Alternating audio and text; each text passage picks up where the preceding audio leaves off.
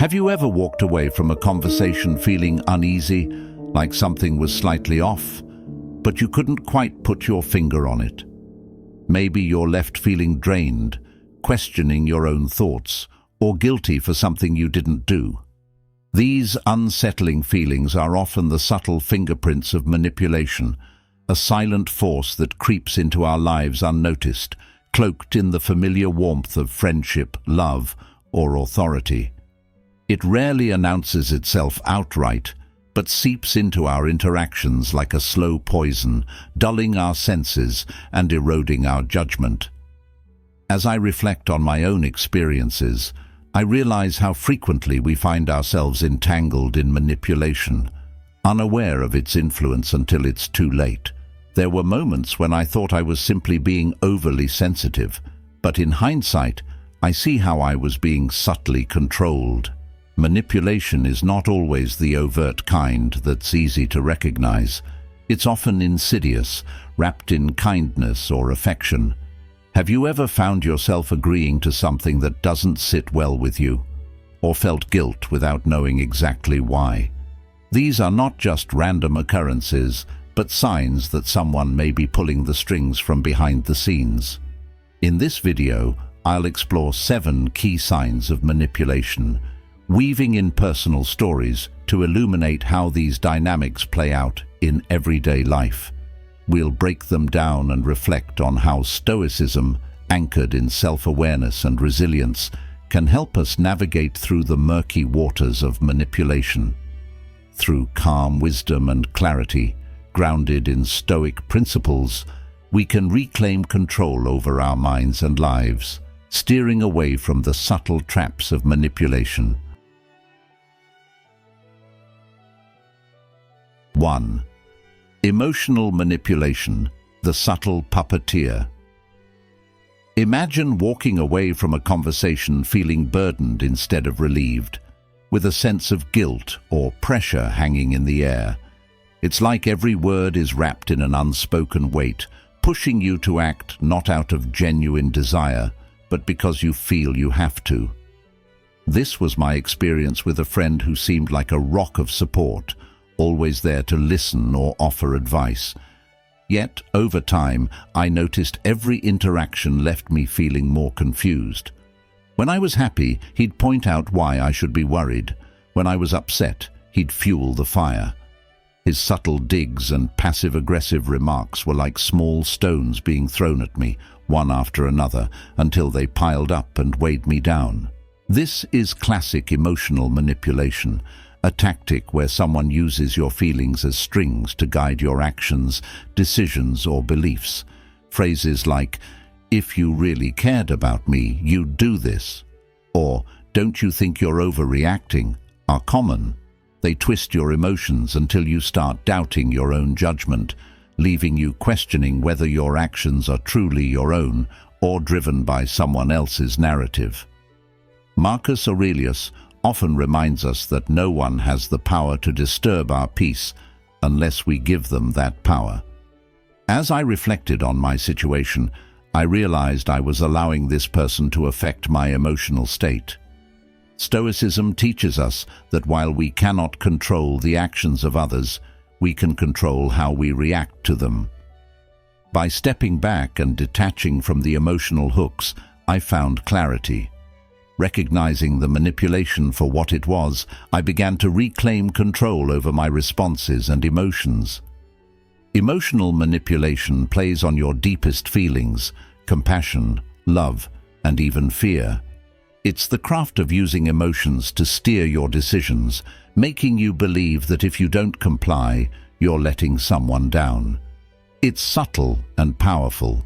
You don't even realize it's happening because at the core, they're feeding off your kindness. But ask yourself, are your actions truly coming from your own will, or have they been forced through someone else's narrative? This is where clarity begins.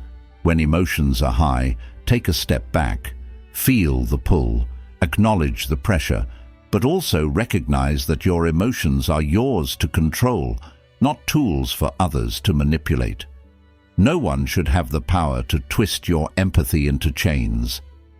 In a close friendship, I once found myself constantly agreeing to help with tasks that left me emotionally drained.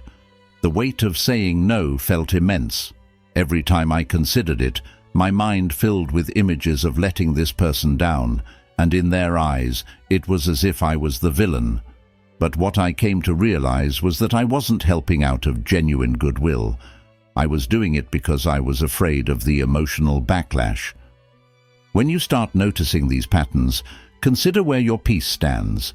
Emotions should fuel connection, not control. Take control of your emotional space by recognizing manipulation for what it is, a game of power. With time, clarity will guide you to make decisions that honor both your heart and your mind. If you're still watching, please like and comment below with a sign that you've noticed in your own relationships. Your insights might help others recognize similar patterns and foster healthier connections. 2. Gaslighting. Twisting your reality. I clearly remember a fight with someone close to me. I was sure about the facts. I had evidence, memories, and a clear understanding of what happened. But by the end of the conversation, I started to question everything. "That's not what happened," they kept saying with such certainty that it made me doubt my own memory. Gaslighting is a type of manipulation where someone twists reality to make you doubt your own thoughts and memories. It's unsettling when someone looks you in the eye and denies things you know are true. They might say things like, "I never said that," or "You're overreacting." In those moments, you might find yourself apologizing for things you didn't do, or questioning if you're being too sensitive after they disrespected you. This kind of manipulation makes you second-guess your own thoughts and feelings, making it hard to trust yourself. I faced this when I talked to someone about broken promises they made. They were so confident in their denial that I started to wonder if I had misunderstood or exaggerated things. Their strong denials made me doubt my own grasp of reality. I realized that gaslighting is a way to control not just the situation, but also how you see it. It tries to turn your world upside down, making you question your own sanity. Stoicism can help in these situations. Marcus Aurelius teaches that no one can upset your peace unless you let them. When dealing with gaslighting, it's important to rely on facts and reason, not on the changing stories of others. Epictetus reminds us to focus on what we can control. Gaslighters try to change your view of reality, but Stoicism encourages us to stay grounded in our own truth and reason. During gaslighting, it's crucial to stay connected to reality. Keeping a journal can be very useful. By writing down your thoughts, conversations, and feelings, you create a record that shows what really happened. This written account helps you keep a clear view of the truth, even when others try to twist it. It's like having a mirror that reflects reality, helping you stay grounded. When I dealt with gaslighting, I found it important to step back and look at the facts. Instead of letting the manipulator's false claims confuse me, I referred to my journal and the real evidence I had. This helped me see through the manipulation and regain control of my own perception. Trusting my own reason over someone else's lies gave me a sense of clarity. In the end, dealing with gaslighting takes self-awareness and strength. By sticking to reason and factual evidence, you can cut through the confusion and hold on to your sense of reality. Recognizing gaslighting for what it is, a deliberate attempt to distort your perception, helps clear the fog and weaken the manipulator's control. Your truth is yours to keep, and with the right approach, you can stay clear-headed and assertive despite the manipulation. 3. Guilt tripping, the weight of obligation. If it weren't for me, you'd never have made it this far. Or how about, after everything I've done for you, this is how you repay me? Sound familiar? Guilt trips are the emotional anchors manipulators throw at you, forcing you to carry the weight of their expectations, their needs, and their sacrifices. It's not that helping others is wrong. It's that manipulators make you feel indebted for things you never asked for. They'll use past favors like currency, cashing in whenever it suits their agenda. The weight of guilt can feel like a boulder on your chest, and it's hard to say no when someone keeps reminding you of everything they've done. Their emotional demands become a heavy burden, making you feel trapped in a cycle of obligation. But here's the catch. True generosity comes without strings. When someone helps out of kindness, they don't keep score. So why do you feel shackled by someone's good deeds? It's because they've turned those acts into chains, manipulating your sense of loyalty and gratitude to bend you to their will. Their actions, which should have been a genuine gift, become a form of emotional debt that you're constantly repaying. Once, I found myself caught in this exact web. A friend had helped me during a rough time, and for years after, I felt indebted to them. Every time they asked for something, I'd feel compelled to comply, even if it meant compromising my own well-being. The subtle guilt woven into their requests made it hard to refuse, and I convinced myself that I owed them. Their persistent reminders of their sacrifices kept me in a constant state of guilt and obligation. I remember a time when a colleague of mine, who had stayed late to help me with a project, approached me with a request. He said, "I stayed late to help you last week. The least you could do is cover my shift today." His tone was casual, but the message was clear. I owed him. Even though I was already swamped with my own tasks, I felt a sharp pang of guilt.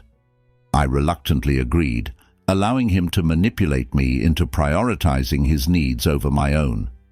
This experience was a stark example of guilt tripping, a form of manipulation where someone makes you feel obligated to them by reminding you of past favors or suggesting that your actions or inaction will harm them. It's a tactic that plays on our sense of responsibility and compassion, making us feel guilty for not complying with their demands, even when it goes against our own values or boundaries. Returning favors is a natural part of relationships, but when someone helps you just to have you owe them, it turns into a transaction rather than a genuine act of kindness. This shift transforms what should be a simple act of goodwill into a manipulation tactic, where their help feels more like a prepayment for future demands. You end up feeling uncomfortable accepting their help, knowing it's not given freely, but with an expectation of something in return. Breaking free of guilt manipulation means recognizing that gratitude and obligation are not the same. You can appreciate someone's past kindness without being bound to their future demands. Acknowledging this distinction allows you to maintain your boundaries and assert your own needs without feeling guilty. By understanding that you are not a pawn in someone else's game of payback, you reclaim your personal power and make decisions that align with your own values. Ultimately, the best course of action when faced with guilt tripping is to set clear boundaries and prioritize your own well-being. It's exhausting to constantly feel like you're playing a role in someone else's manipulative drama. By documenting your experiences and trusting in your own judgment, you can free yourself from these emotional chains and regain control over your life. True generosity doesn't come with strings attached, and neither should your relationships. 4. Isolation. Cutting off your support system. Isolation can sneak up on you, often starting with small, seemingly harmless suggestions. Maybe your partner says, "Let's just stay in tonight," or questions your plans with friends like, "Your friend doesn't seem to like me. Maybe we shouldn't hang out with them so much." It doesn't seem like a big deal at first, but over time you find yourself drifting away from the people who once meant a lot to you. Suddenly, your world feels smaller, and you're relying on just one person for everything. Why does this happen? because your support system is a threat to the manipulator. When you're surrounded by friends and family who care about you, it's much harder for someone to control your life. Those people are your reality check, helping you see things clearly. A manipulator knows this, so they work to cut you off from them, making you more dependent on them for everything you need. Isolation isn't always physical. Sometimes it's emotional or psychological. When was the last time you confided in someone other than the person isolating you? If it's been a while, you might already be caught in their web. I learned this the hard way. I was in a relationship where my partner slowly discouraged me from seeing friends and family. At first, it was subtle, a suggestion to stay in more often or avoid certain people. I didn't realize how much this was affecting me until I looked around and saw how isolated I had become. I had been pulled away from my support network without even noticing. Recognizing isolation as a manipulation tactic is key to breaking free. When you're cut off from your support system, you end up leaning on the manipulator for emotional support, which gives them more power over you. It's like being caught in their web, where your thoughts and feelings are controlled by someone else. The best way to fight back is to reconnect with the people who truly care about you. Reach out to friends and family, even if it feels awkward at first. Reconnecting with friends and family can feel like stepping back into the sunlight after a long period of shadow. These connections remind you of who you are outside of the manipulative relationship and offer a fresh perspective. Rebuilding these relationships helps you regain your strength and lessens the manipulator's control over you. Isolation can be tricky because it's so gradual. It often doesn't come with big dramatic gestures, but with small everyday comments that slowly push you away from your support system. By staying aware and reaching out to your loved ones, you can break free from this manipulative tactic and take back control of your life. Remember, genuine support comes from those who lift you up, not from those who try to isolate you. Epictetus teaches us that we are social creatures, but we must also guard against unhealthy dependencies. Recognizing that I was being isolated was the first step, and Stoicism helped me realize that a relationship built on control isn't true companionship. I reconnected with my friends and family who provided the perspective I had been missing. It reminded me of the importance of having people who can see things clearly when you can't. 5. Flattery and praise. Sweet words with a sour aftertaste. There was a time when I thrived on praise. I basked in compliments about my work, my intelligence, and my value to others. It felt great to hear, "You're amazing," or "I don't know what I'd do without you." But I started noticing something troubling. The more I was praised, the more was expected of me. Compliments were quickly followed by requests for favors, and soon enough, I found myself doing things I wasn't comfortable with, all in the name of being so good at what I did. Flattery and fake praise can be deceptive. They are often used to make you feel valued, but this praise can have an ulterior motive. It's a tool to lower your guard and make you more likely to comply with the manipulator's demands. I learned this the hard way. The sweet words were not just empty compliments. They were a means to get me to agree to things I would normally resist. The Stoics offer wisdom on this. Marcus Aurelius reminds us that praise and criticism are fleeting and often based on others' perceptions rather than reality. Once I recognized that the praise I was receiving was manipulative, I began to detach from the need for constant validation. I stopped seeking approval from those who used flattery as a way to control me. In doing so, I reclaimed my autonomy and learned to trust my own judgment over the false flattery. Flattery can feel intoxicating. It wraps you in a cocoon of validation, making you feel special and irreplaceable. But as the manipulators shower you with compliments, they are also setting the stage for their demands. At first, You might go out of your way to help, feeling that their praise is genuine and deserved. Over time, though, the compliments start to feel hollow, like currency being exchanged for control. Have you ever noticed how quickly the praise fades when you don't comply? That's the manipulation at play. The validation wasn't real. It was a means to an end, a tool to keep you in line. I experienced this firsthand in a work situation. My boss would heap praise on me whenever I went above and beyond. But as soon as I began to set boundaries and assert myself, the compliments dried up, replaced by coldness and disapproval. It became clear that the flattery had never been about my abilities. It was about keeping me compliant and available for their needs. Flattery is a beautiful mask that often hides the ugly face of control. Don't be swayed by sweet words alone. Look for the strings attached. True praise uplifts without expectation, and when you recognize manipulative praise for what it is, you can step back and see the game being played. Remember, praise used as a tool for control is not genuine appreciation. It's a way to keep you in line. Ultimately, freeing yourself from the hold of flattery and fake praise requires awareness and self-assertion. When you understand that genuine validation does not come with hidden strings, you can appreciate it without feeling obligated. By focusing on your own values and boundaries, you reclaim control and navigate your relationships with clarity and confidence. 6. Playing the victim, shifting blame and responsibility.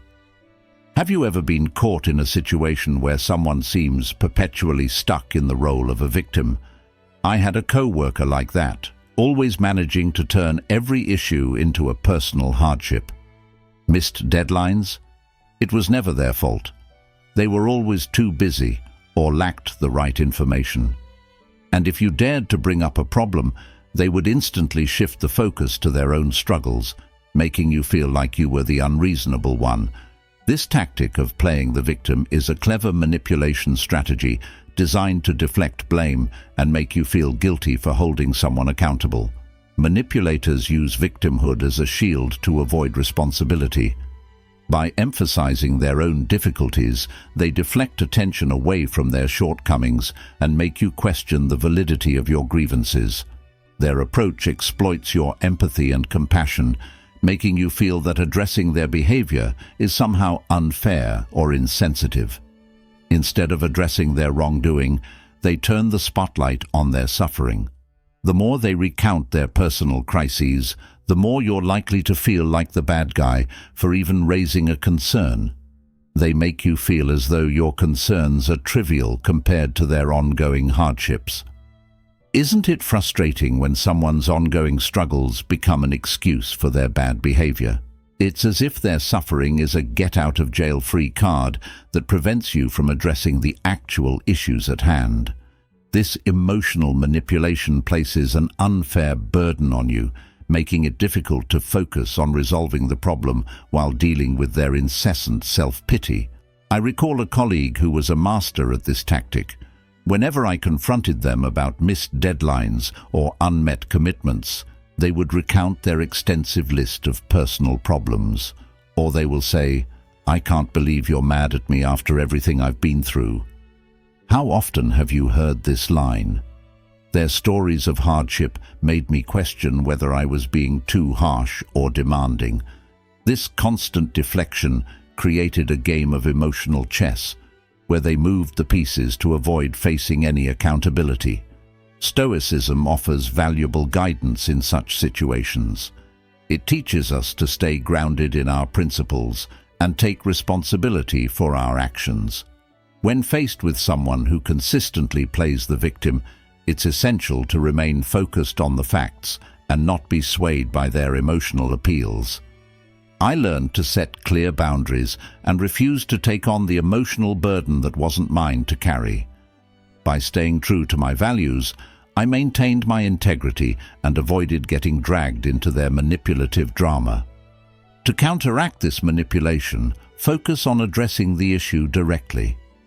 Keep your concerns centered on the behavior and facts rather than getting sidetracked by their personal stories.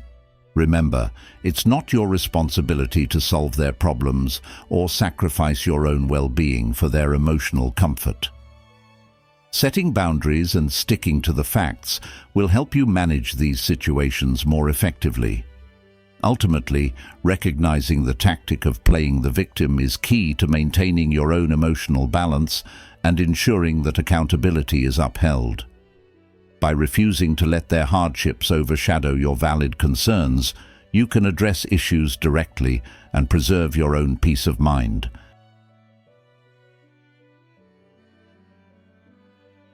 Seven, love bombing, the overwhelming flood of affection.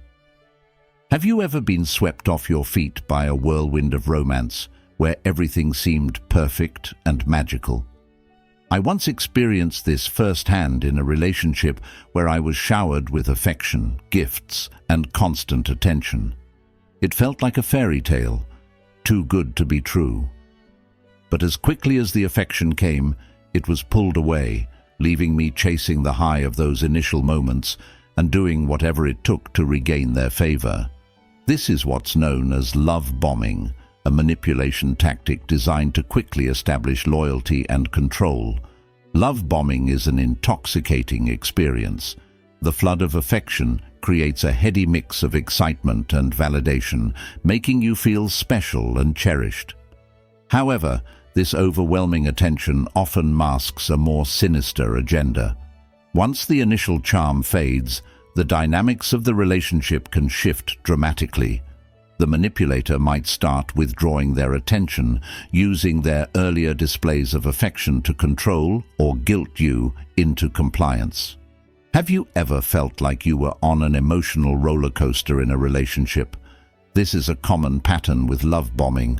You find yourself caught in a cycle of euphoric highs, followed by periods of emotional withdrawal. The manipulator uses their earlier charm as leverage, making you feel like you owe them something for the love they've shown. It's a way to set up emotional dependency, where you continually chase after the high of their initial affection. In my own experience, I was once involved with someone who seemed too perfect to be true. Their endless compliments, surprises, and declarations of love were incredibly intoxicating. But once I was emotionally invested, their affection began to wane, and I found myself desperately trying to recapture that initial feeling. It was clear that what I had thought was genuine love was actually manipulation disguised as romantic gestures. Recognizing love bombing involves seeing through the facade of intense affection. While the initial flood of attention can feel exhilarating, it's important to ask yourself whether the relationship is based on genuine connection or just a tactic to control you. A healthy relationship grows steadily and is marked by mutual respect, not just fleeting moments of passion. Stoicism teaches us that true connection is built over time and is grounded in mutual respect, not manipulation. By stepping back and questioning whether the affection is real or just a tool for control, you can protect yourself from being manipulated. True love is consistent and stable, not a temporary surge of emotions designed to keep you under control. When faced with overwhelming affection, take a moment to pause and reflect. Genuine love does not come with strings attached or require you to chase after fleeting highs. By staying grounded and recognizing the signs of love bombing, you can ensure that your relationships are built on authenticity and mutual respect, rather than manipulation. Conclusion. Manipulation can be a subtle force, often disguised in the garb of kindness, affection, or concern. It operates in the shadows of our interactions, slowly weaving a web of control that binds us tighter than we might realize. Recognizing the signs, emotional manipulation, gaslighting, guilt-tripping, isolation, flattery, victim-playing, and love bombing can empower you to see through the veils and reclaim your autonomy. Incorporating Stoic principles can provide clarity and strength in these situations. By focusing on self-awareness, grounding ourselves in reason, and maintaining our integrity, we can resist the pull of manipulation and protect our emotional well-being. Remember, true peace and fulfillment come from understanding our own values and not being swayed by the manipulative tactics of others.